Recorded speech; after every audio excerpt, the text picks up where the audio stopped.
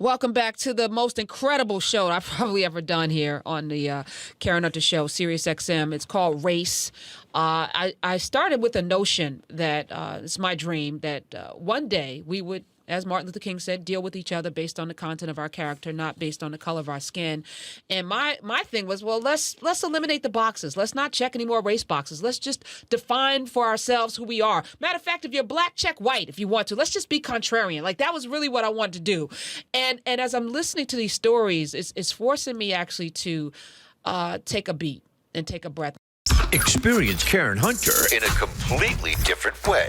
Karen Hunter is awesome. The podcast. If you like me on SiriusXM Urban View Channel 126, you're gonna love me. And Karen Hunter is awesome. Hey, this is Karen Hunter, host of the Karen Hunter Show on SiriusXM's Urban View. Karen Hunter is awesome is an actual podcast to bring heat and energy and knowledge and power. A 1-2 punch that I don't think you get anyplace else. Tell the truth. Check out the podcast wherever you get your podcast. You will not be disappointed.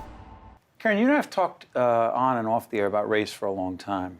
We've co-hosted programming together. We've also been, I remember last time we did something on MSNBC a while back. I don't even know if I would call it a point-counterpoint, but we were on together. Are we getting any better at talking about and dealing with race? Any better? As people? You know, I said President Obama is like America's black light. You know, the black light that you shine on the stuff to see where the filth is, you know, that you can't see with the naked eye. His presidency, his election has shown America's filth that's underneath the surface that we couldn't see without the black light, and he's the black light. So are we getting better? I think we are forced into having these conversations, which we weren't having before. We had President Obama. He's given, I think, 3 tremendous race speeches on the heels of Jeremiah Wright, most recently after the massacre in South Carolina. And it is forcing us to have to look at ourselves as Americans to determine what we're going to be in the future. And I think it's an important dialogue that we have to have. We've never had it. So when our great friend Tavis Smiley here in public broadcasting and Professor Cornel West and others challenge President Obama and argue that he hasn't done nearly enough for and in the African-American community, you say? I say, A, they're not wrong, but I think their motives can be questioned a little bit. Okay? Because he didn't show up to certain things? Yeah, you know, feelings are hurt. Is that inside baseball? I don't think I think people know that. I don't think it's a secret. Who may not know that. So, they didn't get invited to, being, they weren't at the Super Bowl parties and stuff, So you don't think it's as intellectual or as rational? They have a point. They have a valid point, but unfortunately, sometimes points get undermined when you don't deliver them properly or when they are couched in something that is, unnecessary. So yeah, they have a valid point, but then I ask the question, who made President Obama do something more? And I challenge black, quote unquote, I'm putting up air quotes, black leadership. What has the NAACP demanded of President Barack Obama? What has the Urban League demanded of President Barack Obama? What has the National Action Network demanded of President Barack Obama? What has the Rainbow Coalition demanded of President You're talking about Jesse Jackson also? You're talking about Al Sharpton. I'm trying not to do the name game. No, I know. Well, those people had those they are those organizations. Yes, they're the brand. So the question is, President Barack Obama said, make me do something. The gays made something happen, and as a result, things happened for the gay community, the LGBTQ community. You have to make leadership adhere to the things that you want to have happen. You have to hold them accountable. And I think we were so happy to have a black president that, folks, were derelict in their duties in terms of what comes next. And the civil rights activists of the 50s and 60s always understood the end goal, which was to get things accomplished. And from Thurgood Marshall with Brown versus the Board of Ed and all of the, landmark decisions that happened under his watch to Martin Luther King with all of the Voting Rights acts that transpired. Yeah. After everything you just said, explain to our audience why you switched. You know what's coming. Come on.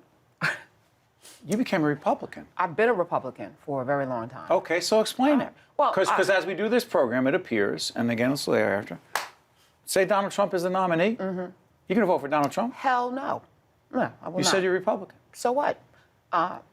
This is the other thing. Labels, how do they define us? Are you a Catholic? What are you? You know what I'm saying? I'm Roman Catholic. Right, okay, but why?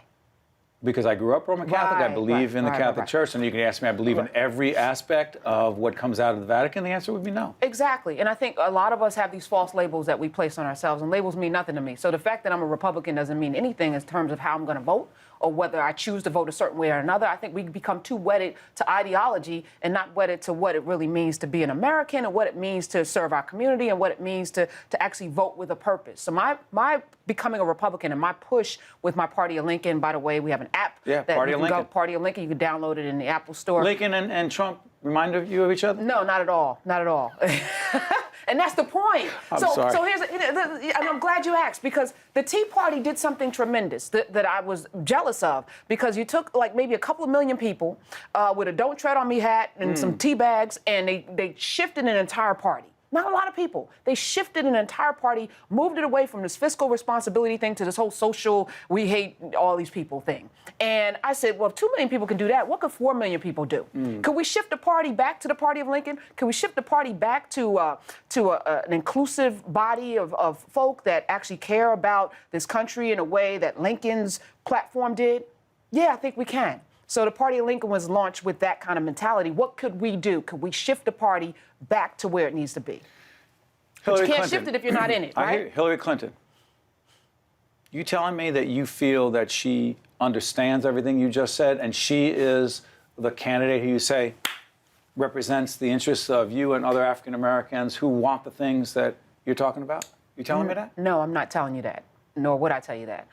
But what I will tell you is that Donald Trump absolutely does not represent that. Ted Cruz absolutely does not represent that. Let's assume this airs after and it is Trump and Clinton. Let's assume that for a second. Okay. Donald Trump definitely doesn't represent that. So if I hate the lesser of two evils, again, I vote with a purpose. For me right now, it's the Supreme Court. We're looking at definitely one seat being filled. At least. Possibly 2 or 3, right? If unless somebody did a deal with the devil or they're vampires. So do I want a Republican to choose the next 3 Supreme Court justices? And what would that change for me in my community? That's a big deal. So I don't really care. It's not about Hilary Clinton as much as it is about preserving or galvanizing the things that I think are important as it relates to the Supreme Court, which is an equal branch of government that we don't pay much attention to. Do you like Hillary Clinton? Do I like her? I don't know her. Do you trust her? I don't trust anybody. Do you trust her motives? I don't trust any of them. What does that mean? Because I think they're politicians. What does that mean? They're human beings. They're running for. Are they different from the rest of us? Yeah, they are. Because most of us don't run with the. Most of us don't run for office. I think it's a special type of person that's going to run for office. You think they're that different? Yeah, I do. I think they're wired differently. I think, and I think once you get under the ether of that, it becomes intoxicating. I think it's, you become somewhat of a megalomaniacal type of person. You can become a little power hungry. I think a lot of things of folk. But again, it's up to we the people to hold those folk accountable and tell them what we want. And we haven't done a good job of that. Man left, what's at stake in this election and after? Supreme Court's at stake for me. The soul of this country's at stake.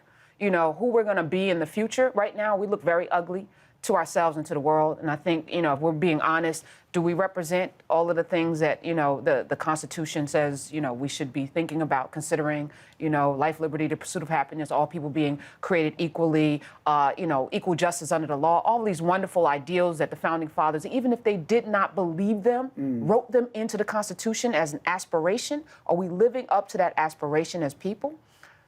Would Dr. King be proud? No, I don't think he would be. He would not. Of where we are right now as a nation? And where we're going? I don't think so. Karen Hunter, you got to learn to speak your mind. SiriusXM, The Karen Hunter Show, channel 126. Yes, sir. Yes, sir. Monday through Friday. It is great to see you again. It is wonderful to see you. Especially in the world of public broadcasting. You're always welcome. Thank you. And you have a lot of us thinking, and that is the most important thing we could ask people to do. I'm grateful. Thanks, my friend. To you. Thank you. Anytime. Experience Karen Hunter in a completely different way. Karen Hunter is awesome. The podcast. If you like me on SiriusXM Urban View Channel 126, you're gonna love me. And Karen Hunter is awesome. Hey, this is Karen Hunter, host of the Karen Hunter Show on SiriusXM's Urban View. Karen Hunter is awesome is an actual podcast to bring heat and energy and knowledge and power, a 1-2 punch that I don't think you get anyplace else. Tell the truth. Check out the podcast wherever you get your podcast. You will not be disappointed.